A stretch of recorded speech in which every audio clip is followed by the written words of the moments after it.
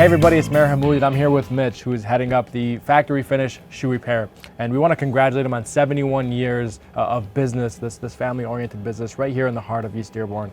I want to thank Mitch, congratulate you on 71 years, and tell us the history about the shop.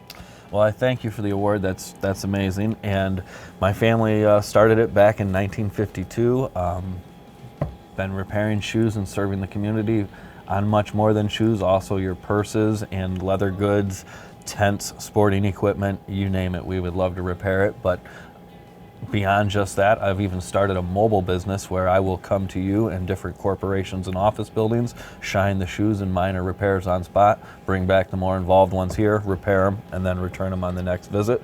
And but Dearborn has been helping our family for 71 years now, and hopefully for another 70 and generations to come. But honestly, we just want to thank you from the bottom of our hearts, as mayor, as just a resident who grew up nearby, for 70 plus years, God willing, 100 more to go. And it's businesses like you that make the city of Dearborn so great. So we appreciate it. Thank you. I appreciate it. Thank you.